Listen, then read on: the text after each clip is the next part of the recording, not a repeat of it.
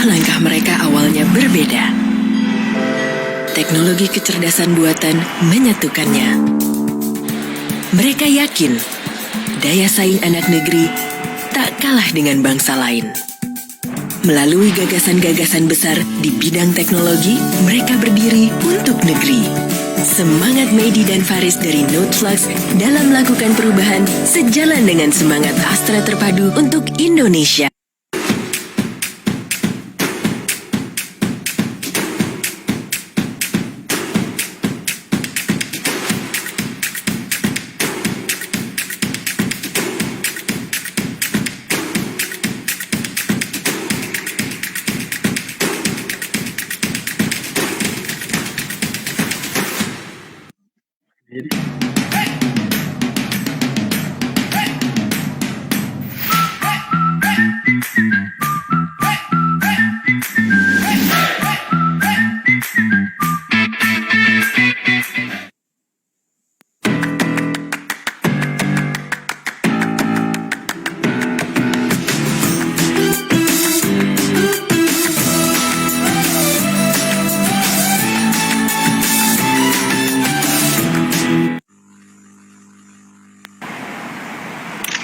Langkah mereka awalnya berbeda.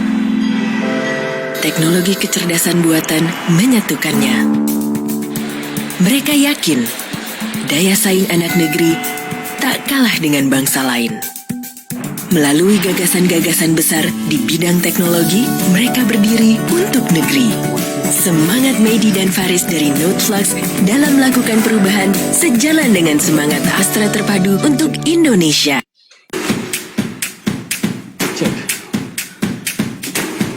1, 2, 1, 2, check.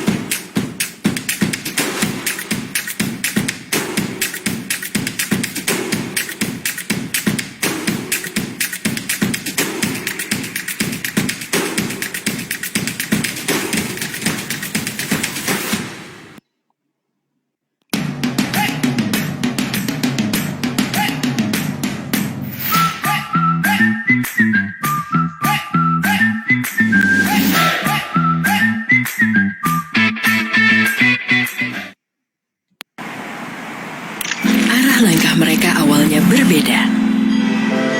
Teknologi kecerdasan buatan menyatukannya. Mereka yakin daya saing anak negeri tak kalah dengan bangsa lain. Melalui gagasan-gagasan besar di bidang teknologi, mereka berdiri untuk negeri. Semangat Medi dan Faris dari Noteflux dalam melakukan perubahan sejalan dengan semangat Astra Terpadu untuk Indonesia. Kehilangan cahaya membuatnya meraba-raba, tapi semangatnya untuk maju tetap menyala. Belajar melalui sentuhan, ia bergerak. Bagikan inspirasi dengan caranya sendiri. Semangat Tutus Setiawan dalam melakukan perubahan sejalan dengan semangat Astra Terpadu untuk Indonesia.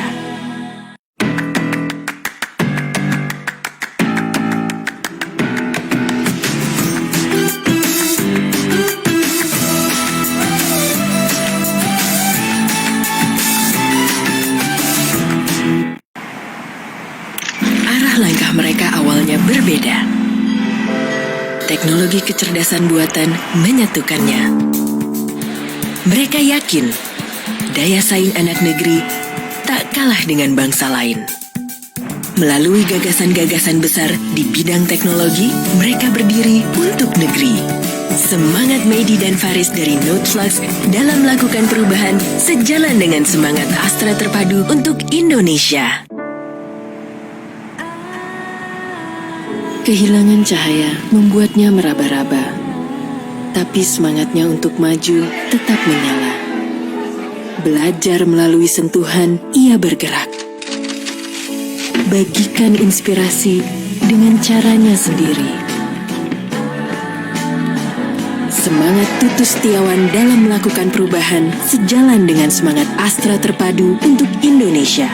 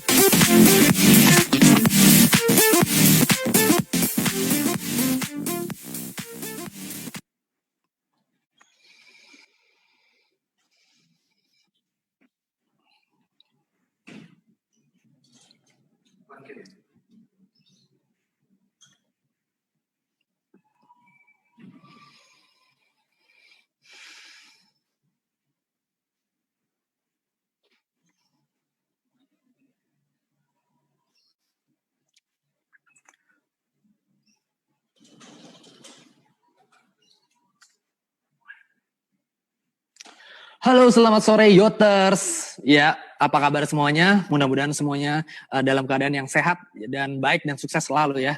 Nah, selamat datang di Inspira Webinar Makin Pintar di Rumah presented by Astra. Nah, saya Faiz Rabani di sini akan memandu, senang banget ketemu teman-teman semuanya. Selama 1 jam ke depan saya akan menjadi host dan akan berbincang-bincang nanti dengan narasumber yang udah keren banget ya. Tentunya nanti akan membantu juga pertanyaan dari teman-teman semua. Nah, anyway teman-teman tahu nggak sih kalau misalkan teman-teman ya join di webinar ini, teman-teman tuh selain dapat ilmu, teman-teman juga sudah termasuk berdonasi untuk program Nurani Astra ya. Nah, teman-teman tahu nggak sih apa sih Satu Indonesia Award? Nah, jadi Satu Indonesia Award pada tahun ini adalah yang ke-11, yaitu penghargaan dari Astra untuk generasi muda nih seperti kita millennials yang memberi manfaat bagi seluruh masyarakat di penjuru tanah air. Nah, memberikan manfaat atau kontribusinya apa aja sih? Pertama, ada bidang kesehatan, kemudian ada pendidikan, lingkungan, kewirausahaan, teknologi. Plus sekarang kita tahu ada di masa pandemi, Astra juga memberikan tambahan kategori apresiasi khusus kepada teman-teman millennials generasi muda yang termasuk pejuang tanpa pamrih di masa pandemi COVID-19 ini. Seru banget kan teman-teman? Nah, selain itu, teman-teman nanti setiap menerima apresiasi nanti tingkat nasional dan juga tadi apresiasi khusus ya, akan mendapatkan dana bantuan kegiatan ya untuk gerakan teman-teman tadi.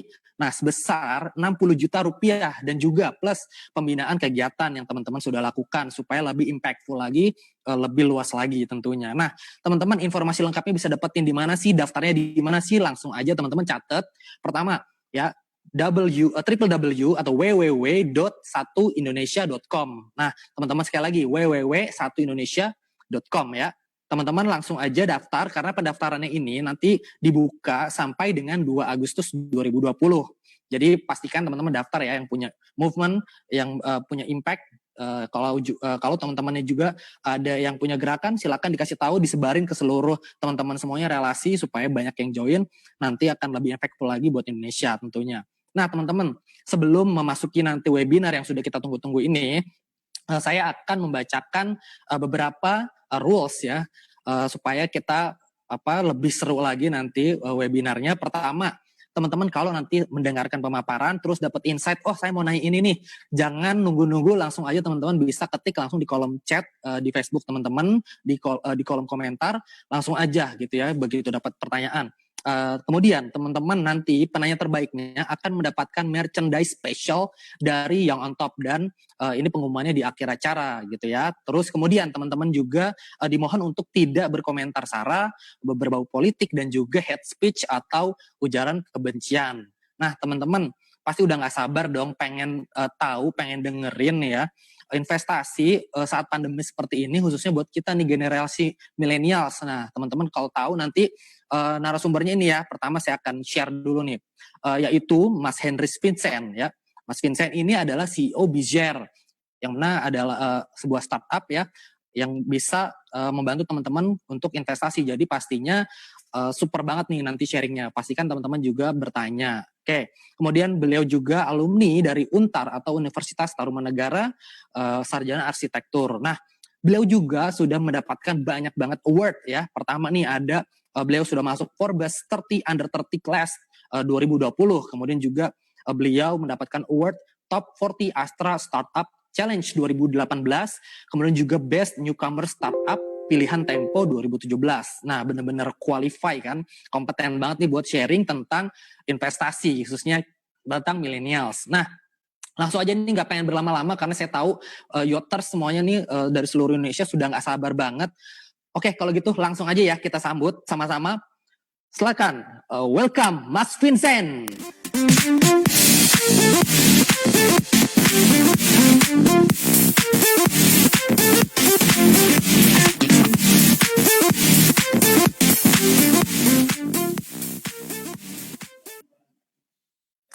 Yes, halo Mas Vincent. Halo Mas Selamat Faiz. sore. Sore, apa kabar? Iya, oke. Gimana kabarnya nih Mas? Lagi di rumah apa di kantor nih? Wah, lagi di rumah nih, masih WFH juga. Oke Mas, anyway nih Mas, kita tahu nih Bizer ya, Mas Vincent ini kan CEO Bizer. Nah kalau kita tahu tuh ternyata Bizer itu sudah OJK ya Mas ya. Jadi Betul. ini keren banget ya, karena dapatin license OJK tuh nggak gampang. Berarti teman-teman kita tahu nih. Jadi Bizer itu kalau misalnya teman-teman investasi di sini udah terpercaya banget, nggak kaleng-kaleng tentunya ya. Nanti jadi langsung aja nih ya, teman-teman udah nggak sabar dengerin sharing dari Mas Vincent. Langsung aja. Mas Vincent, kita persilakan untuk sharing ya dari materinya. Oke, thank you Mas Faiz. Halo teman-teman semuanya. Jadi kali ini saya diminta oleh teman-teman dari Young on Top untuk sharing tentang bagaimana sih kalau kita berinvestasi, terutama untuk teman-teman muda nih, untuk kita di masa pandemi seperti ini gitu. Nah, tadi sempat kita coba next ya, sebentar ya. Ini belum bergerak. Oke, nah jadi tadi sempat di-sharing sedikit tentang background saya sebelumnya. Jadi memang sebelum membuat B-Share, dulu saya berkuliah di jurusan arsitektur, kemudian membuat bisnis mulai dari e-commerce, kemudian ada B2B marketplace juga gitu, dan akhirnya membuat B-Share ini di tahun 2017 saya mulai start. Gitu. Jadi kemarin sempat dapat Forbes 30 Under 30, kemudian belajar di Alibaba juga di tahun 2019 dan berbagai pelatihan ataupun penghargaan lainnya. Nah, mungkin itu sedikit singkat tentang saya. Kemudian pada kesempatan ini juga mungkin buat teman-teman di sini banyak yang belum tahu ataupun sebagian sudah ada yang tahu juga tentang B-Share. B-Share itu apa sih? Dari tadi mungkin Mas Faiz sempat cerita. B-Share ini sebenarnya kita adalah platform investasi bisnis untuk UKM yang pertama dan terbesar di Indonesia dengan skemanya equity crowdfunding. Nah, equity crowdfunding ini sebenarnya apa? Sebenarnya adalah kita patungan atau gotong royong untuk berinvestasi di sebuah bisnis. Jadi tadinya kalau kita mau buka bisnis restoran, mau buka bisnis minimarket, misalkan let's say Alfamart, Padang Sederhana, atau apalagi barbershop, teman-teman mau buka laundry, kayak gitu kan biasanya butuh ratusan juta sampai miliaran rupiah untuk membuka sebuah outlet. Nah, kalau di B-Share ini kita bisa patungan nih, mulai dari 1 juta, 5 juta, atau bahkan bisa lebih kecil lagi sesuai dengan persentase kepemilikan sahamnya. Nanti teman-teman bisa punya saham di perusahaan tersebut yang akan dapat dividen ataupun laporan keuangan secara bulanan yang kami siapkan di sistem juga, kayak gitu. Jadi selama ini kita sudah berinvestasi sebesar 30 miliar di berbagai bisnis UKM di Indonesia dengan 43 ribuan investor yang sudah terdaftar di tempat kami. Dan kita sudah distribusi dividen hampir 2 miliar rupiah untuk kepada para user kami. Nah, jadi memang kita sudah berizin di OJK, dan ini sekilas aja tentang dari awal dulu pertama kali kita cuma bertiga, berlima orang, berempat, berlima. Nah, sekarang kita udah cukup lumayan dan masih berkembang terus sih untuk dari Bishare sendiri. Nah, untuk kali ini saya ingin membahas tentang seputar bagaimana sih sebenarnya investasi untuk teman-teman milenial dan bagaimana kita menghadapi di saat pandemi seperti ini. Jadi kalau saya boleh cerita, mungkin di beberapa tempat saya juga sempat sharing tentang bagaimana sebenarnya bangsa Indonesia itu dulu sebelum di masa sekarang itu perjuangan melawan penjajah gitu ya. Di sebelum tahun 1945 kita semuanya itu sedang dijajah oleh penjajah dari negara asing atau bangsa asing gitu ya. Nah, sekarang sebenarnya penjajahan itu kita masih ada, tapi bukan secara dijajah secara fisik gitu ya, tapi lebih daripada itu secara keuangan, secara mindset, secara kemudian pemikiran itu juga sedang terjajah gitu. Kenapa demikian gitu ya? Jadi saya sempat sharing juga, ini ada beberapa data untuk di kalangan milenials kita, ternyata 40% dari milenials kita terlilit utang demi gaya hidup gitu ya. Kemudian 44% dia berutang untuk traveling, jalan-jalan segala macam. Dan 60%-nya mereka makan minum lah untuk masukin Instagram segala macam. Nah, ini berdasarkan data yang survei dari berbagai sumber terpercaya. Nah, ini ada beberapa survei lagi, itu ternyata pengeluaran itu banyak macam, dari 47% mereka makan di luar, 15% untuk fashion, 24% untuk traveling, kemudian 9% untuk kadang-kadang membeli kopi atau boba atau segala macam minuman-minumannya tersebut gitu ya. Karena ya itu ciri khasnya milenial waktu pada saat disurvei ini dengan 100 responden gitu. Nah, ternyata mindset di kalangan kita di millennials ini mereka itu masih memilihnya menabung dibandingkan investasi. Tapi kalau teman-teman mungkin yang ikut ini udah mulai berbeda ya pandangannya, bahwa lebih baik invest sebenarnya dibandingkan menabung gitu. Tapi ternyata di luar sana banyak yang masih berpikiran terbalik. Kemudian yang kedua, ternyata 70% millennials kita belum sadar akan pentingnya investasi. Nah, ini dari Dahlia Research di 2019.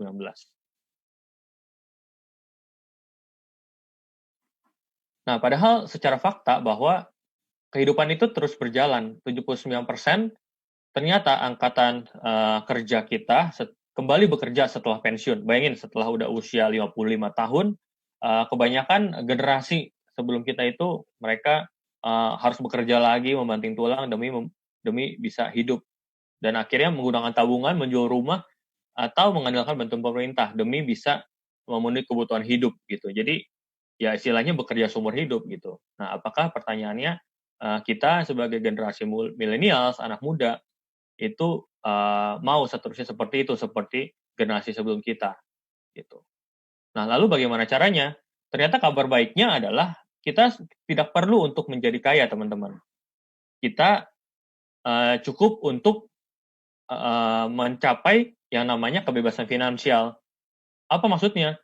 Kebebasan finansial di sini adalah ketika passive income kita, income yang kita dapat tanpa kita harus bekerja itu lebih tinggi dibandingkan pengeluaran harian kita. Jadi istilahnya, misalkan kita punya aset ataupun bisnis yang bisa menghasilkan income tanpa perlu kita bekerja. Jadi udah bisa dapat income-nya, dan itu lebih besar daripada pengeluaran kebutuhan harian kita. Jadi kita nggak perlu kerja pun sudah bisa hidup dan bisa memenuhi kebutuhan hidup. Nah, itu goals-nya teman-teman. Jadi nggak perlu, ternyata kalau mikir harus kaya itu kan butuh, kaya itu relatif ya teman-teman, butuh misalkan apakah 1 miliar termasuk kaya, apakah 1 triliun baru kaya gitu kan. Tapi kaya itu tergantung dari kita masing-masing, dan sebenarnya yang paling penting adalah kebebasan finansial itu sendiri. Nah, lalu bagaimana kita harus kemana sih ketika berinvestasi, terutama pada saat pandemi seperti ini, bagi kita kalangan muda mungkin sebenarnya resource kita untuk belajar itu cukup banyak ya, salah satunya dari webinar seperti ini, atau kemudian teman-teman bisa googling gitu ya, bisa cari-cari tentang buku ataupun artikel tentang bagaimana berinvestasi gitu. Sebenarnya resource-nya udah cukup banyak yang mendukung kita. Nah, tapi kalau di saat pandemi seperti ini, bagusnya investasi kemana ya? Jadi kalau kita bagi berdasarkan 4 jenis aset kelas, teman-teman, itu ada kelas paper asset, yang pertama, kemudian ada kelas properti, ada bisnis, ada komoditas. Nah, ini saya ambil dari teorinya si Robert Kiyosaki. Nah, Robert Kiyosaki ini adalah seorang investor kelas dunia lah, yang dia punya properti, bisnis, dan segala macam komoditas dan paper asset di seluruh dunia gitu.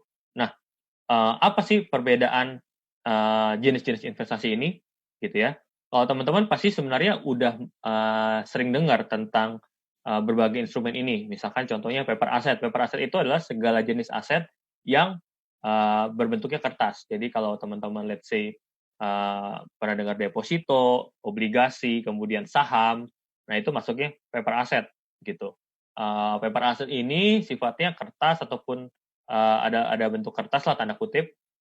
Kemudian dia biasanya fokusnya ke capital gain, yaitu kenaikan harga ketika aset tersebut dijual, misalkan kayak saham atau bentuknya bunga berbunga seperti deposito, obligasi, dan segala macamnya. Reksadana itu masuk ke sini juga gitu. Nah, beda lain halnya dengan properti. Properti itu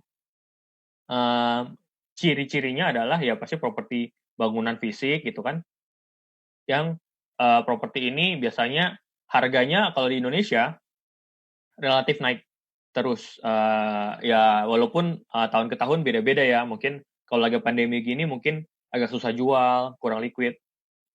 Nah itu memang plus minusnya. Jadi properti secara jangka panjang akan naik terus kalau di Indonesia. Tapi ada juga lokasi-lokasi yang ternyata kurang bagus, akhirnya turun juga ada gitu. Tapi secara umum dia naik, tapi di saat pandemi biasanya susah dijual karena butuh modal besar dan orang biasanya nggak menyimpan aset fisik saat ini, jadi butuh yang lebih liquid. Itu untuk properti. Nah, yang ketiga adalah bisnis. Bisnis ini aset apa sih sebenarnya? Biasa mungkin teman-teman sering dengar bisnis ya, emang bisnis itu aset gitu kan. Orang-orang mikirnya adalah di luar sana bahwa bisnis itu adalah ya kita menjalankan bisnis, berarti kan itu sebuah pekerjaan ya, jangan-jangan gitu. Ternyata bukan teman-teman. Bisnis sendiri itu adalah aset yang biasanya bisa ciri-cirinya adalah menghasilkan income tanpa kita harus bekerja. Jadi bisnisnya tersebut ada yang di sini yang dimaksud adalah sistem bisnis, di mana sistem bisnis ini contohnya adalah yang sudah berjalan di korporasi besar. Let's say kita punya bisnis minimarket gitu ya, itu udah dijalankan oleh si entah itu Alfamart gitu kan, yang menjalankan adalah Alfamart. Jadi kita nggak perlu untuk menjalankan bisnis itu sendiri. Jadi di sini bisnis yang namanya autopilot, ataupun kita invest di bisnis-bisnis yang besar lainnya, ataupun bisnis-bisnis UKM yang menghasilkan cash flow. Jadi poinnya adalah di sini bisnisnya ini harus menghasilkan income setiap bulan tanpa perlu kita tungguin. Jadi kalau teman-teman bisnis tapi belum autopilot ataupun masih belum menghasilkan income tanpa kita tungguin, itu sebenarnya masih belum terlalu sempurna untuk dikatakan sebagai aset bisnis yang real seperti itu. Nah, kemudian yang keempat itu adalah komoditas. Komoditas itu adalah contohnya emas, perak gitu ya. Nah, biasanya emas, perak, dan komoditas ini itu sifatnya adalah untuk menyimpan nilai uang ataupun supaya kita nggak tergerus oleh inflasi. Nah, biasanya emas ini cocok ketika teman-teman belinya zaman dulu waktu masih belum pandemi atau belum krisis gitu ya. Itu dibeli waktu zaman dulu, sekarang harganya relatif naik gitu karena biasanya bukan karena harganya naik, tapi karena nilai mata uang kita yang turun tergerus inflasi dan ada pandemi dan segala macam, jadi harga emasnya semakin berharga. Nah itu 4 jenis aset kelas yang biasanya umum di masyarakat gitu ya, yang ada secara umum, dan ini bisa kombinasi teman-teman. Jadi bisa kalau kos-kosan misalkan, let's say kos-kosan itu properti yang ada bisnis sewa-menyewa di atasnya. Jadi bisa kombinasi. Dan yang menghasilkan income sebenarnya bukan dari bisnis propertinya, bukan dari propertinya, bukan dari propertinya, tapi dari bisnis sewa-menyewa di atasnya. Nah, itu yang menghasilkan income buat kita, ya kan? Atau deposito dia menghasilkan income juga dari bunganya, begitu. Nah, itu pilihan-pilihan jenis asetnya. Kemudian ini saya akan coba share teman-teman salah satu metode yang sering saya pakai juga. Metode ini saya dapat dari T. Harv Eker, seorang financial planner kelas dunia. Dia menciptakan suatu metode yang namanya manager system. Biasa teman-teman banyak yang nanya ke saya juga, sebenarnya berapa persen sih yang kita perlu sisihkan ketika teman-teman misalkan dapat uang jajan atau misalkan dapat gaji bulanan gitu ya. Itu bagaimana cara kita mengatur keuangannya gitu. Nah, biasanya saya sering sharing metode ini gitu. Metode ini adalah metode pembagian persentase berdasarkan kebutuhan daripada teman-teman sendiri gitu ya. Nanti saya akan jelaskan satu persatu, saya breakdown, tapi pada intinya adalah ini kesannya adalah suatu metode pemisah-misahan. Jadi kayak kita bikin sebuah guci yang kita taruh nih penghasilan kita 50% untuk apa, 10% untuk apa, gitu kan, supaya kita bisa mulai menyusun dan alokasi keuangan dengan lebih baik gitu. Untuk terutama bahkan di masa pandemi seperti ini. Seperti apa itu? Nah, saya akan coba bahas satu persatu. Jadi yang pertama disebutnya FFA atau Financial Freedom Account. Itu adalah satu alokasi yang biasanya kita pakai untuk bisa menghasilkan untuk bisa berinvestasi di aset yang menghasilkan income untuk masuk ke kantong kita untuk mencapai kebebasan finansial tadi. Jadi kayak yang tadi saya cerita, entah kita mau invest di paper aset, properti ataupun bisnis yang bisa menghasilkan income tanpa perlu kita harus bekerja. Jadi otomatis masuk, kita tetap bisa kerja, kita tetap bisa bisnis yang kita harus in charge, tapi ini ada aset yang berkembang terus. Nah, itu 10% dari penghasilan kita disisihkan ke sana. Dan ini kita nggak boleh ambil sampai kapanpun, teman-teman. Jadi hanya boleh diambil hasilnya aja, atau bunganya aja, ataupun dari misalnya kalau kita bisnis ya dari profitnya aja. Nggak boleh ambil dari uang kasnya gitu ya, uang aslinya nggak boleh diambil sampai kapanpun gitu, supaya dia bisa terus menghasilkan. Itu yang pertama gitu ya. Kemudian yang kedua adalah long term saving for spending. Long term saving for spending ini adalah simpanan jangka panjang, teman-teman. Jadi biasanya butuh waktu 3 sampai 10 tahun ini baru kita akan pakai. Misalkan teman-teman mau buat yang jomblo misalkan mau menikah gitu ya. Nah, kalau menikah ini juga perlu ada biaya dan segala macam. Nanti habis menikah ada pendidikan anak, mau beli mobil, mau beli rumah gitu kan. Kemudian ada kebutuhan mendadak juga yang kebutuhan dana darurat itu dimasukkan ke sini gitu. Kebutuhannya 3 sampai 10 tahun. Nah, teman-teman untuk menerapkan ini juga nanti bisa ditaruh di pilihan 4 aset tadi yang tadi saya coba cerita. Nah, itu bisa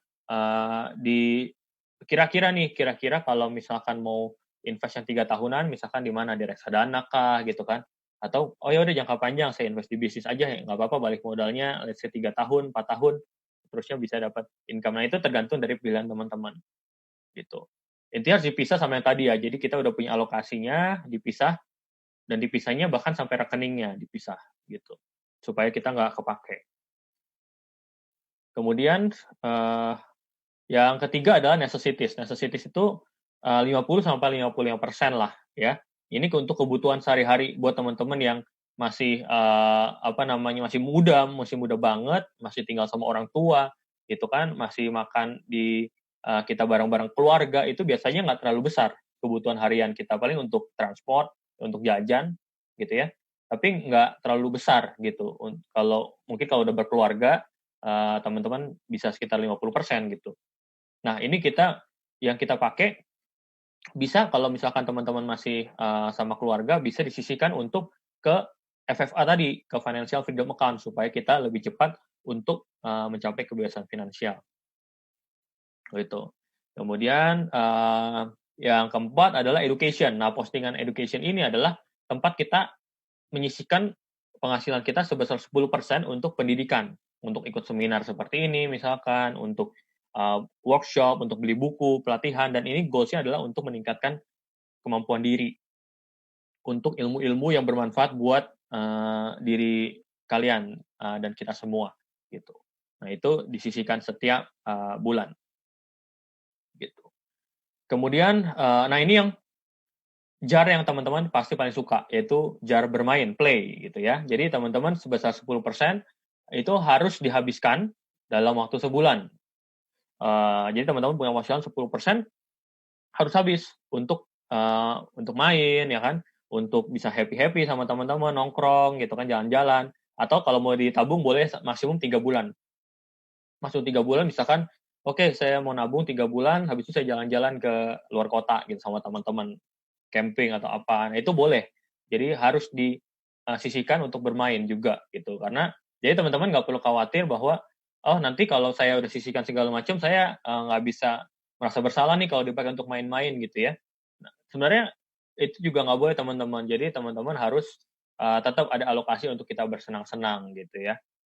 Kemudian, yang terakhir adalah untuk charity ataupun beramal. Jadi, memang kalau, kita sering diajarkan oleh orang tua, teman-teman, oleh pemuka agama gitu untuk beramal gitu ya.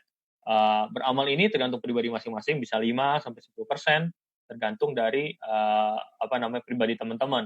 Nah, ini bisa disisihkan dari penghasilan bulanan teman-teman. Jadi kalau tadi dari Astra ada sumbangan segala macam, nah teman-teman bisa alokasikan pakai yang jar ini, alokasi ini gitu.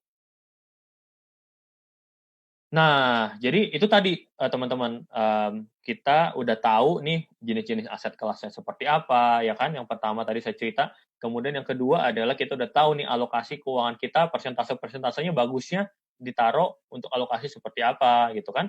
Dan yang ketiga adalah pertanyaan tentang yang terutama di saat seperti ini. Banyak teman-teman yang nanya, "Kak, kalau misalkan di pandemi gini gimana ya kita investnya ya? Apakah, saham lagi turun misalkan gitu kan, properti juga kalau kita invest mahal banget gitu kan, miliaran, gimana kita anak muda gimana cara invest properti gitu kan, let's say. Kemudian, emas juga udah terlalu tinggi karena kita kalau sekarang kan memang lagi tinggi-tingginya gitu kan.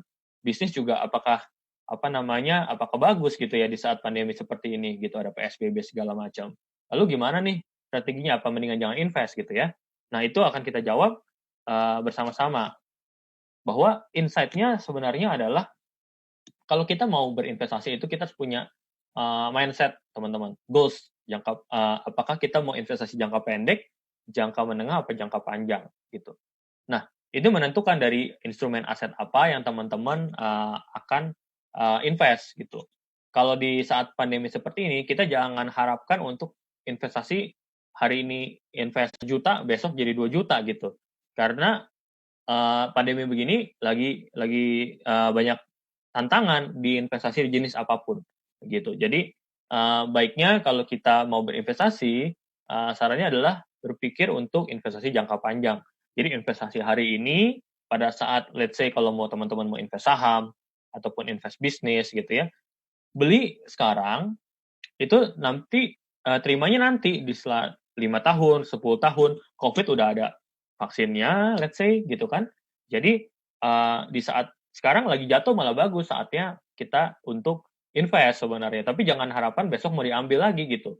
Jadi harus alokasi-alokasi yang tadi sesuai dengan persentase-persentasenya dan investasinya untuk jangka panjang. Kemudian yang kedua adalah kita harus utamakan untuk yang pertama tetap financial freedom account itu adalah yang tadi 10% dari penghasilan bulanan atau lebih gitu ya. Dan yang kedua adalah untuk kebutuhan sehari-hari. Pastinya keluarga dan segala macam butuh untuk kebutuhan sehari-hari untuk jaga-jaga di situasi seperti ini. Tapi tetap harus ada yang FFA-nya atau financial freedom account-nya supaya kita jangan jadi alasan bahwa pandemi seperti ini kita tidak memupuk untuk masa depan. Jangan sampai kita kayak generasi-generasi sebelumnya, di mana banyakan dari mereka kembali bekerja setelah pensiun gitu kan. Itu kita harus udah tahu nih dan kita udah lebih sadar, aware untuk bisa lebih sadar untuk berinvestasi. Kemudian ketiga adalah kita harus tahu dan pelajari detailnya tentang aset atau industri yang potensial winner. di tengah masa pandemi sekarang. Jadi ternyata di berbagai jenis aset yang tadi itu nggak semuanya jelek, teman-teman. Ada yang malah growing di saat seperti ini. Apa itu?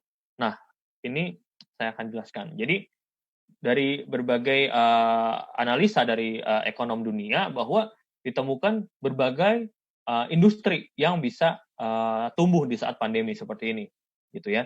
Jadi ada education itu terutama yang online ya, online education itu meningkat karena kan orang nggak bisa, teman-teman ada yang nggak bisa sekolah segala macam. Kalau invest di online education itu sangat baik. Oil and gas juga kurang lebihnya kurang oke, tapi masih kuning lah, tandanya kuning, belum terlalu hijau gitu ya. Agriculture, pertanian juga kebutuhan dasar ya untuk let's say beras dan segala macam. Tetap orang akan butuhkan pandemi atau tidak pandemi, orang tetap butuh makan. Ini bagus juga teman-teman bisnisnya. Kemudian e-commerce pasti meningkat karena orang lebih banyak beli online sekarang di masa pandemi. IT juga, healthcare juga cukup bagus. Jadi kalau di BCR kita sempat buka ada apotek gitu ya, apotek teman-teman, ini industri yang growing ternyata di saat seperti ini. Kita banyak orang yang tadinya nggak aware tentang kesehatan, jadi sering beli hand sanitizer, kemudian beli vitamin segala macam gitu. Kemudian food and processing retail, nah ini kebutuhan dasar ya, retail, minimarket, kemudian makanan gitu, ini selalu orang butuhkan sampai kapanpun. Dan yang terakhir medical supply, kalau teman-teman ada bisnis untuk supply APD segala macam ataupun jasa yang berhubungan dengan kesehatan, itu meningkat pastinya di saat seperti ini. Nah itu dalam kategori bisnis ya. Jadi teman-teman udah mendengar dan mengetahui bahwa kalau kita berinvestasi di seperti ini, kita tetap harus sisihkan untuk persentase kita invest. Tapi kita harus tahu potensialnya investnya kemana, kemudian untuk jangka panjang, dan mau diinvest di industri seperti apa. Kira-kira itu sih dari saya. Sekian dari saya. Jadi memang kalau dari BShare sendiri, saya dan teman-teman di sini selalu punya satu misi, yaitu adalah untuk bisa membantu lebih banyak masyarakat Indonesia bebas finansial. Salah satunya dengan cara berinvestasi. Nah untuk itu saya thank you banget sama Mas Faiz dan teman-teman yang hadir di sini untuk bisa sharing secara lebih detail tentang dunia investasi. Thank you teman-teman. Mungkin kalau kita ada pertanyaan bisa discuss lebih lanjut. Oke, terima kasih banyak Mas Vincent, tadi udah sharing lengkap banget ya, dari mulai tentang investasinya itu instrumennya apa aja sampai ke strateginya apa aja. Nah, kita udah ada punya pertanyaan nih banyak banget. Nah, mungkin saya akan jawab, akan saya sampaikan satu persatu nih. Pertama nih, dari Reski Binunsa Mutmaina. Nah, jadi pertanyaannya adalah sebelum berinvestasi, nah ini kan kita punya strategi dulu nih untuk menuju ke sana. Nah, pertanyaannya adalah gimana sih strategi yang baik nih untuk pemula untuk memulai investasi, dan apakah ada jangka waktu khusus untuk investasi tersebut. Nah, mungkin ini bisa di-share mungkin lebih konkret gambarannya tentang dengan angkanya, misalnya anggaplah penghasilannya 4 juta gitu ya. Nah, mungkin bagaimana sih perhitungannya, dan kira-kira nih tadi kan ada pertanyaan jangka waktunya tuh untuk mungkin return-nya tuh gambarannya berapa lama untuk bisa dia ini menikmati hasilnya. Oke, jadi thank you banget, pertanyaannya bagus. Jadi kita ketika mau memulai investasi, saya dulu juga sama kayak teman-teman, gajinya masih biasa-biasa aja, standar lah 4 juta dan segala macam gitu ya. Nah, kita pertama kali stepnya adalah tentukan goals-nya dulu teman-teman. Goals-nya dulu kita mau apa jangka panjangnya. Jadi apakah kita mau invest ini untuk jangka pendek, jangka menengah, apa jangka panjang gitu ya. Nah, jadi setelah kita tentukan goals-nya, misalkan let's say, oke, nanti saya mau bebas finansial di umur 30 misalnya, atau umur 40 gitu ya. Nah, itu bebas finansial itu kita tentukan dulu. Gaya hidup kita itu sebenarnya berapa sih yang kita butuhkan untuk namanya gaya hidup. Jadi misalkan let's say, oke, saya bisa hidup dengan normal tanpa perlu ngapa-ngapain itu let's say 2 juta gitu ya. Nah, jadi kalau teman-teman punya passive income yang nilainya 3 juta, teman-teman udah bebas finansial sebenarnya. Jadi kita nggak perlu pusingin bahwa oke, harus kaya punya miliaran gitu ya. Bahwa kita sudah punya passive income ataupun pendapatan yang lebih besar daripada pengeluaran teman-teman yang tadinya 2 juta gitu. Ternyata kalau misalkan nanti menikah, punya anak, ternyata pengeluaran jadi 4 juta. Nah, itu makanya kenapa kita harus terus menambah passive income-nya gitu. Nah, strateginya dari gaji yang mulai 4 juta tersebut, tadi saya udah sharing caranya, kita alokasikan berdasarkan persentase-persentase tadi. Jadi kalau di slide tadi saya udah sempat cerita ada beberapa persentase-persentasenya. Nah, itu bisa jadi salah satu metode yang teman-teman bisa pakai. Itu metode standar internasional lah yang sebenarnya nggak baku, tapi teman-teman bisa pakai untuk alokasi aja, mulai disisihkan. Misalkan yang tadi financial freedom account harus 400.000 gitu kan, ada beramal, bermain itu 400.000, misalkan kalau gaji 4 juta. Nah, itu dilakukan secara rutin. Jadi kalau gajinya nanti meningkat kan, yang diinvestasikan akan semakin banyak gitu. Jadi akan terus menyesuaikan dengan diri teman-teman masing-masing gitu. Dan jangka waktunya sendiri juga itu tergantung dari goalsnya teman-teman tadi. Let's say tadi kalau misalkan teman-teman mau untuk biaya menikah, untuk mau target menikah 10 tahun lagi kalau umur 20 gitu kan, berarti cari investasi yang dia nyakaunya 10 tahun bisa untung gitu. Let's say kalau kita bisnis balik modal 5 tahun, 5 tahun lagi bisa profit, udah passive income, nah itu cocok gitu kan. Atau teman-teman invest saham, kalau dilihat di bursa efek itu dalam jangka waktu 10 sampai 15 tahun cenderung naik. Jadi beli sekarang, jualnya di 10 tahun lagi, beli terus tapi. Jadi intinya harus konsisten dan sesuai dengan goals-nya teman-teman. Kayak Oke, gitu Mas terima Faiz. kasih. Siap. Udah sangat menjawab banget nih ya. Jadi tadi tentuin dulu goalsnya. Jadi emang namanya investasi nggak bisa instan. Sekarang investasi gitu ya, misal 2 juta, tahun depan pengen dipetik hasilnya langsung langsung sejuta gitu kan, itu sulit ya. Jadi memang harus ada gambaran dulu nih berapa tahun lagi nih kita butuh uangnya itu kan. Tadi apakah untuk menikah atau nanti punya anak dan seterusnya gitu. Terima kasih banget. Nah, lanjut nih, ada pertanyaan berikutnya dari Taufik Hidayat. Pertama nih ya, halo, saya mau bertanya nih, bagaimana sih cara melakukan investasi bagi pelajar atau mahasiswa? Oh, artinya memang belum ada penghasilan ya, artinya investasinya menyisihkan dari uang jajan ya, dari orang tua nih. Atau mungkin aset mana sih yang cocok untuk kalangan tersebut? Nah, itu. Oke. Jadi saya juga waktu dulu sering sharing nih teman-teman bahwa waktu dulu pertama kali masih mahasiswa itu kan kita ya uang jajan segala macam nggak terlalu besar gitu. Tapi teman-teman nggak usah khawatir karena berbagai instrumen sekarang ini kita bahkan udah bisa mulai invest dari 10.000, 100.000 kayak gitu. Nah itu teman-teman bisa cek reksadana. Ada berbagai jenis yang bisa teman-teman pilih gitu. Kalau deposito kan kadang-kadang butuh tetap 5 juta gitu ya. Tapi kalau reksadana itu bisa lebih kecil, bisa jadi 100.000 atau ada yang 10.000 saya dengar. Nah itu teman-teman bisa pilih. Reksadana itu apa sebenarnya? Ya reksadana itu adalah suatu instrumen atau unit yang merupakan suatu produk instrumen investasi yang sebenarnya kita nitip untuk orang mainin untuk investasiin buat kita. Jadi kayak kita titip ke suatu manajer investasi, sekuritas atau apapun, kita nitip lah, oke mau nitip 100.000 gitu ya, nanti dia mainin nih sahamnya gitu kan, dia invest sahamnya, kemudian dia invest ke deposito misalkan. Jadi reksadana sendiri juga ada macam-macam, ada yang reksadana campuran, ada reksadana pasar uang itu yang deposito obligasi segala macam, kemudian ada yang reksadana saham. Jadi memang itu teman-teman bisa pelajari detailnya nanti. Itu nggak terlalu tinggi modalnya, bisa dari 100.000-an gitu. Itu salah satunya. Kemudian ada ya macam-macam, ada instrumen peer-to-peer lending. Kalau di BCR equity crowdfunding itu ya nggak bisa 100.000 sih, butuh berapa, 1 juta, 5 juta kayak gitu. Ya, setuju banget.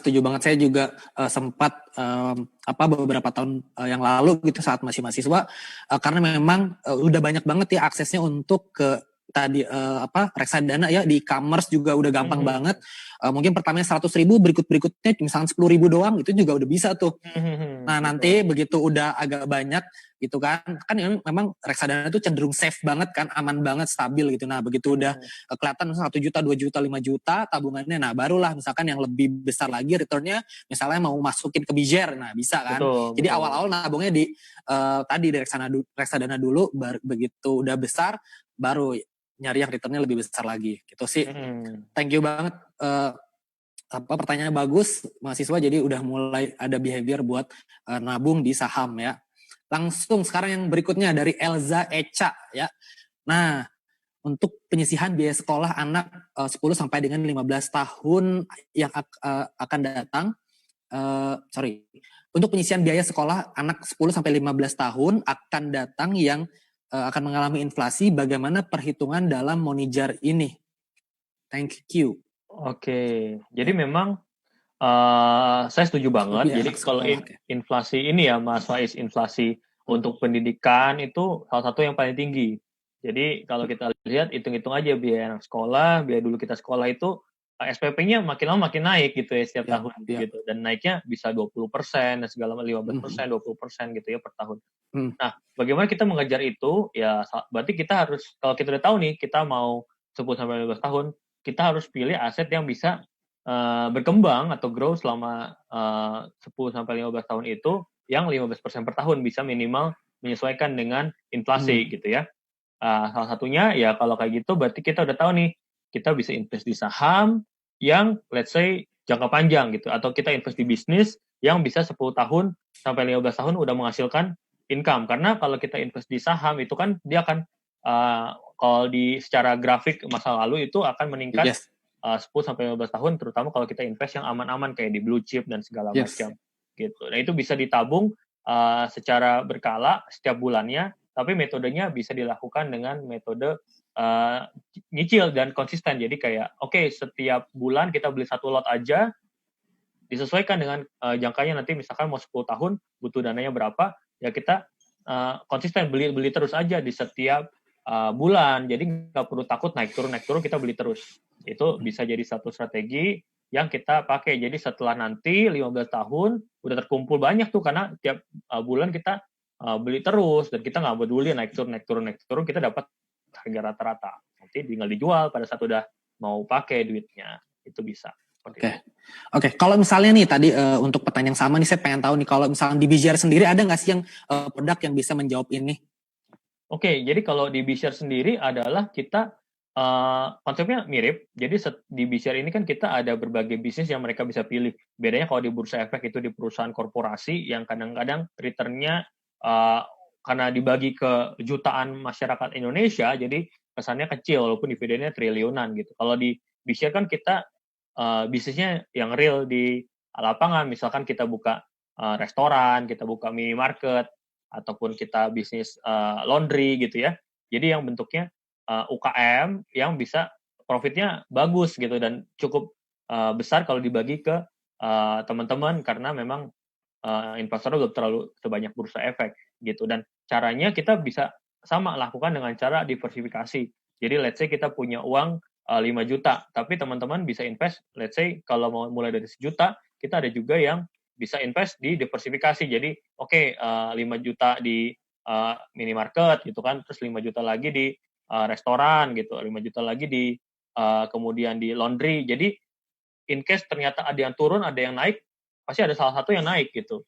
Jadi dari sana makin lama kita akan dapat passive income yang makin menggulung. Let's say 5 juta, kalau kita invest di sebuah minimarket gitu ya, 5 juta itu bisa dapatnya sekitar 24% ROI, 20% ya, sekitar 100.000 lah per bulan gitu, atau 200.000.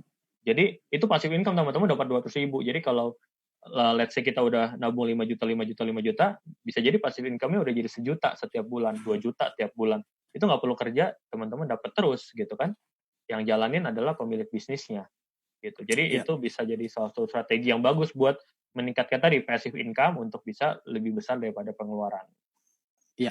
Gitu. Oke, benar-benar ngejawab banget ya tadi kalau misalkan udah misalkan investasi di share tadi dapat return-nya gitu ya, dapat share profit-nya, kemudian diputerin lagi di instrumen yang lain, itu kan lebih berlipat-lipat masukin lagi lagi ya. reksadana gitu kan. Wah, itu lebih Benar. mantap lagi tuh. Nah, oke. Ada sekarang dari Lovea Erika ya.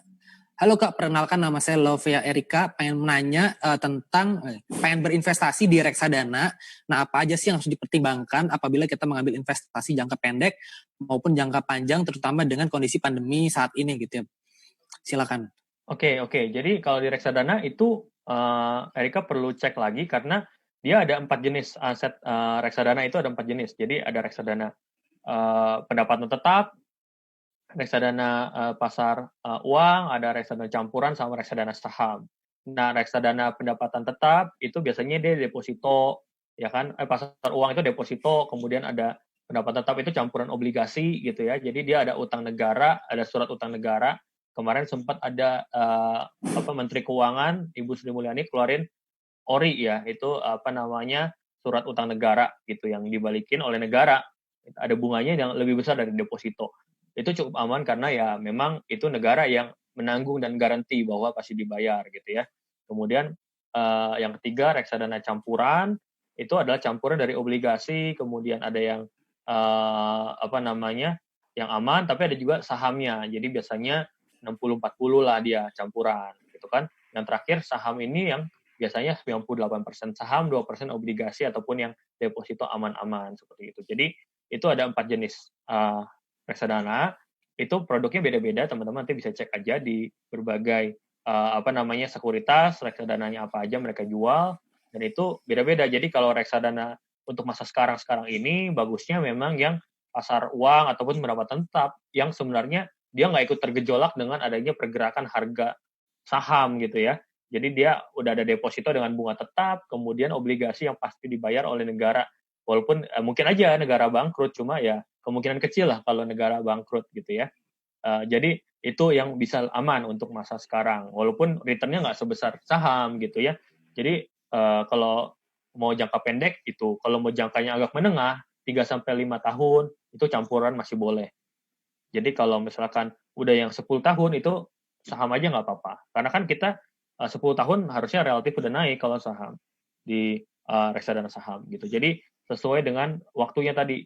Kalau setahun ya yang pasti-pasti yang tadi gitu kan. Kalau yang middle tadi 3-5 tahun, 10-15 tahun baru saham. Nah, itu yang teman-teman bisa pertimbangkan seperti itu. Oke, thank you. Menjawab banget ya. Nah, lanjut nih dari Cindy Pakpahan ya. Nah, dia pengen nanya, kalau di Bizzer sendiri itu kriteria UKM yang diinvest itu seperti apa sih? Oke. Jadi kalau di Bizzer sendiri itu kita memang ada kriteria khusus ya buat UKM yang bisa masuk ke tempat kita. Jadi minimal dia udah jalan setahun gitu kan. Kemudian dia udah minimal punya 3 outlet di seluruh Indonesia gitu kan. Kemudian dia juga sudah bentuknya PT, jadi memang harus sudah ada badan hukum. Kalau belum ya harus bikin dulu gitu. Kemudian harus ada kasih laporan keuangan tahunan setahun terakhir. Rekening koran akan kita cek, tabungan banknya bener nggak sih uangnya masuknya sekian, jadi udah ada analisa segala macam, dan itu baru kita bisa sajikan di BCR. Jadi memang ada kriterianya, dan itu juga ada pengaruh dari brand juga. Jadi let's say brandnya udah cukup terkenal nih gitu kan, itu biasanya akan lebih sudah lebih mudah untuk dijual ke teman-teman atau untuk diinvest ke teman-teman karena orang udah lebih tahu brandnya dan kemungkinan larisnya lebih besar. Kemudian ada juga bahwa kita akan cek sebenarnya bisnis tersebut sudah berjalan berapa lama. Jadi kalau minimum setahun itu bagus, tapi kalau bisnis kan kita tahu kalau misalkan bisnis yang survive itu harus sebenarnya lewatin daripada 5 tahun. Jadi udah proven secara manajemennya, secara brandnya gitu ya. Kalau kita bicara Alfamart, Indomaret, let's say itu udah dari tahun 99 gitu ya. Jadi udah 14.000 cabang. Jadi kalau mau coba-coba yang nggak mungkin gitu. Jadi kita akan pilih berbagai brand untuk teman-teman bisa pilih, ataupun teman-teman ada bisnis yang mau diajukan juga bisa, tapi tadi kriterianya harus diperhatikan ya. Ya, thank you banget. Nah, ini ada satu lagi pertanyaan yang berbeda nih ya.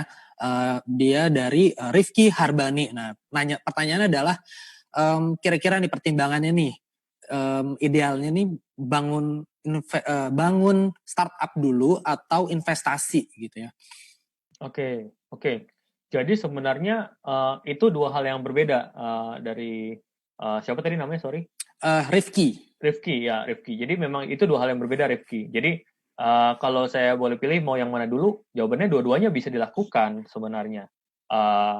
Tinggal kalau investasi itu kan tadi prinsipnya adalah kita uang yang menghasilkan uang gitu ya. Jadi kita nggak perlu tungguin investasi kita liatin naik atau enggak ya gitu, nggak perlu. Jadi kita invest ya udah kita rutin aja terus kita invest gitu ya. Untuk jangka panjang nanti harganya bisa naik atau menghasilkan dividen ataupun bunga gitu. Nah, kalau startup itu adalah active income teman-teman, bukan passive income. Jadi kalau kita menjalankan sebuah startup kayak saya sebagai CEO di BCR gitu ya, nah itu juga saya full time di situ, saya ngerjain itu active income gitu kan. Jadi beda, saya juga ada investasi, misalkan let's say di reksadana, di bisnis segala macam, itu biarin aja, saya nggak ngurusin investasinya.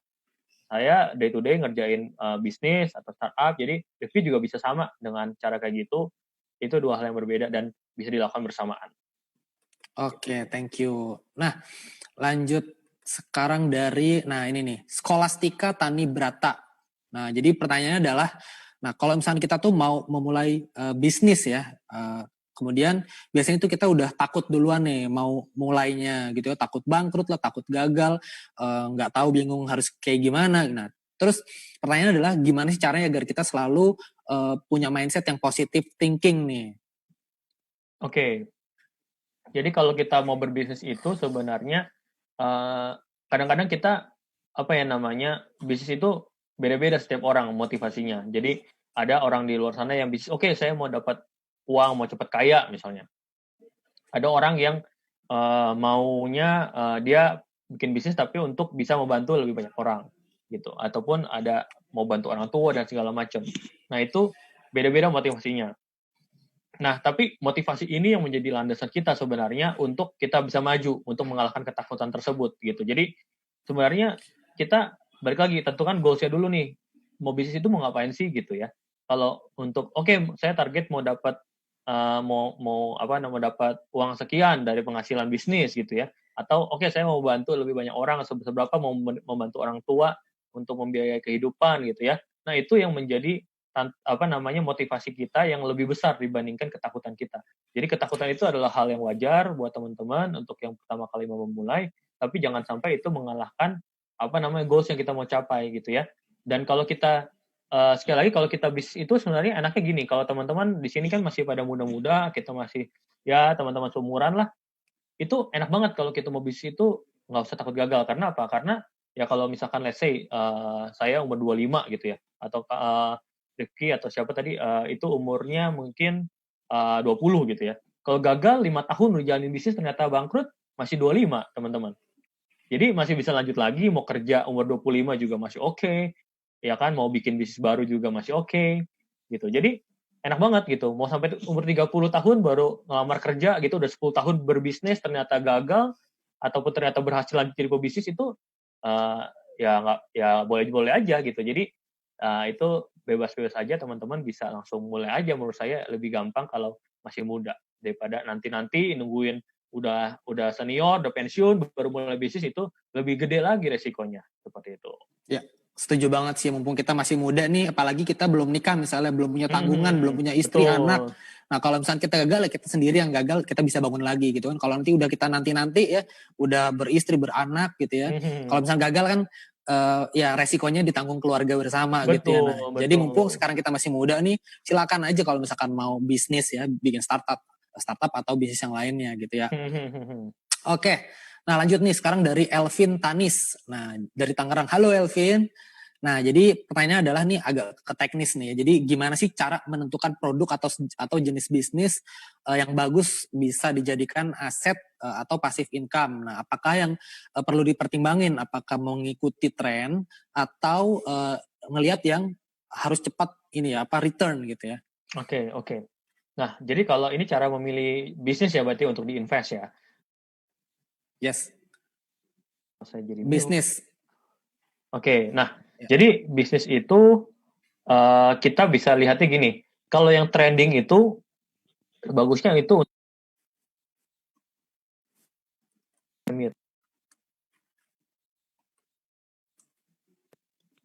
Oke, udah nyala lagi tadi mute.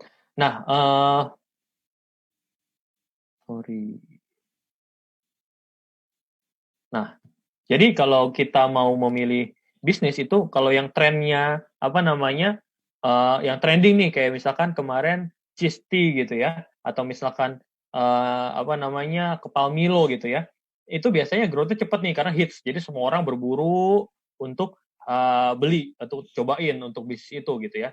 Tapi kendalanya kalau bisnis trending ini dia cepat turun juga gitu. Jadi setelah trennya udah tinggi, dia akan langsung landai turun. Nah, biasanya ini kita masuknya harusnya kita masuk pada saat tren ini lagi benar-benar awal gitu.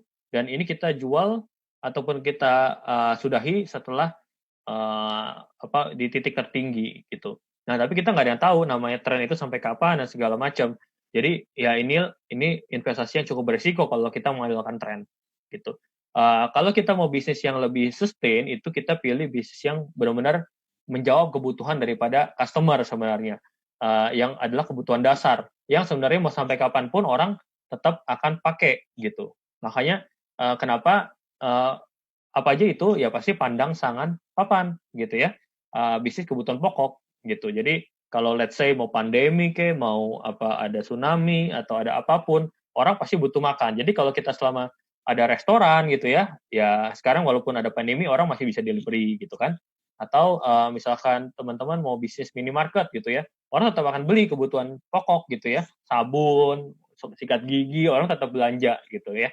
Nah itu yang bisa jangka panjang. Jadi teman-teman harus lihat kalau lagi ada badai gitu kan, ada sesuatu lainnya, bisnis ini masih dibutuhkan orang nggak sih, esensial nggak sih?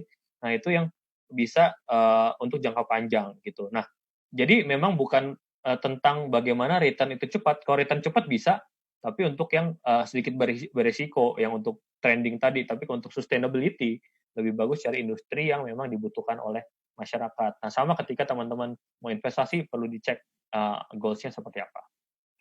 Oke, terima kasih banyak Mas Vincent nih. Kita banyak banget sih masih ada pertanyaan-pertanyaan, tapi karena kita nih udah mendekati akhir acara. Nah, langsung aja nih sebelum kita tutup ya, sebelum Mas Vincent say bye-bye ya. Jadi tolong dong kasih kita nih generasi muda millennials top words atau tadi wejangan nasihat penutup.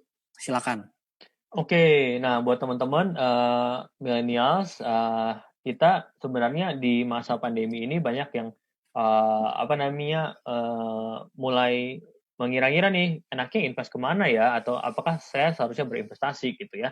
Nah kalau dari saya sebaiknya kita tetap memang harus karena investasi ini bukan suatu kemauan biasa gitu ya, tapi ini adalah suatu habit yang kita harus bangun di saat kita muda. Itu lebih bagus kita udah mulai gitu ya, karena kalau kita mulainya nanti-nanti itu sebenarnya malah kalau kita hitung lebih kecil nanti returnnya. Mendingan mulai dari sekarang walaupun dari kecil gitu. Dan walaupun kita di masa pandemi seperti ini, tetap kita dibandingkan kita simpan dananya dan kita habis pakai gitu, lebih baik tetap dilakukan investasi walaupun nilainya sesuai dengan kebutuhan masing-masing teman-teman gitu ya.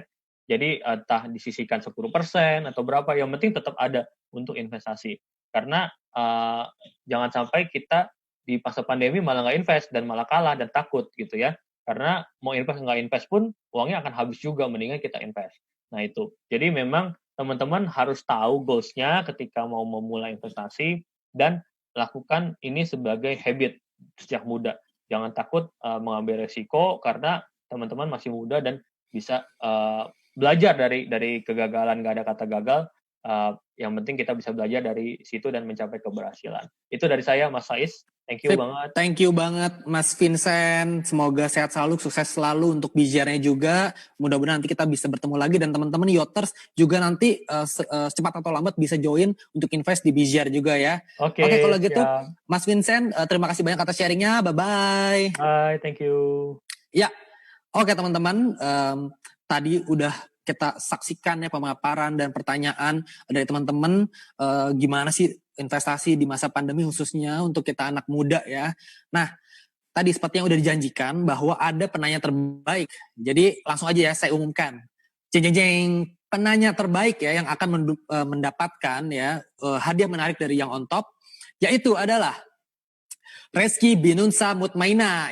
Congrats buat kamu ya. Nah, tadi untuk Reski silakan aja DM Instagram Yang On Top ya @yangontop untuk nanti mekanisme penyerahan hadiahnya seperti apa. Oke, sekali lagi ya untuk yang tadi menang Reski silakan DM Instagramnya Yang On Top untuk mekanisme pemberian hadiahnya. Oke, kalau gitu teman-teman sekali lagi saya mau ngasih reminder buat teman-teman kalau misalkan teman-teman punya movement, punya gerakan yang impactful di Indonesia ini, teman-teman bisa langsung daftar aja di Satu Indonesia Awards yang tahun ini adalah ke-11 ya.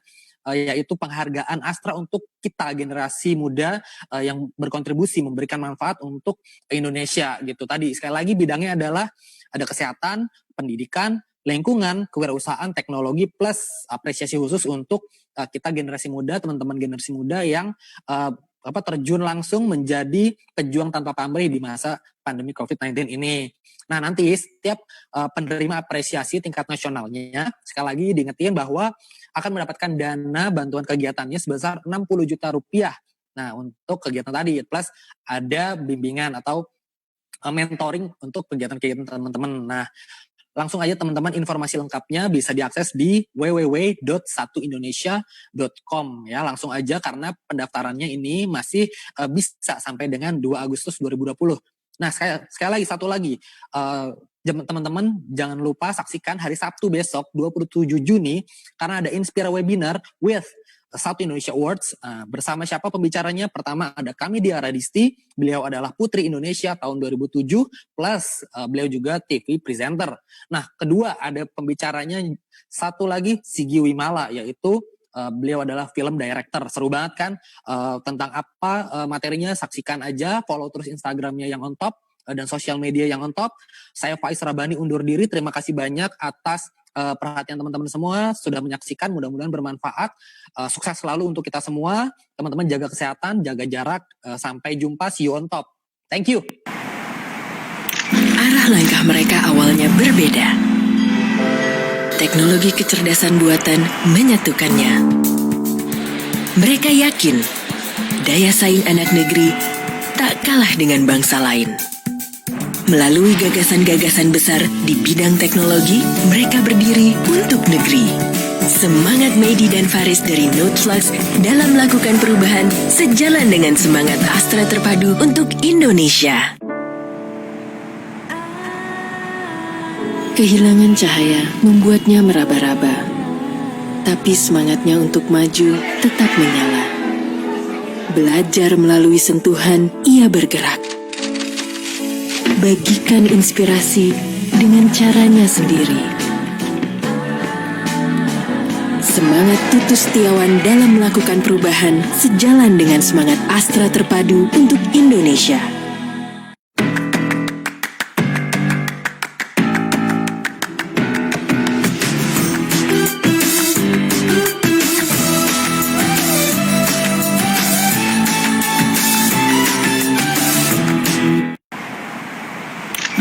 Langkah mereka awalnya berbeda. Teknologi kecerdasan buatan menyatukannya. Mereka yakin daya saing anak negeri tak kalah dengan bangsa lain. Melalui gagasan-gagasan besar di bidang teknologi, mereka berdiri untuk negeri. Semangat Medi dan Faris dari Noteflux dalam melakukan perubahan sejalan dengan semangat Astra terpadu untuk Indonesia.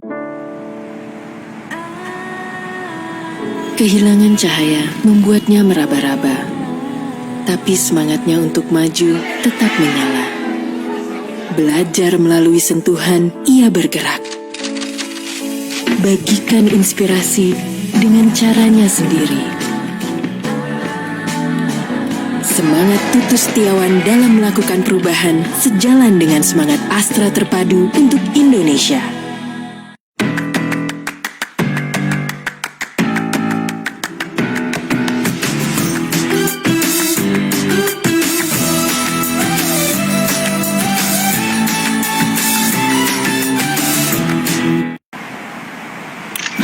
Langkah mereka awalnya berbeda.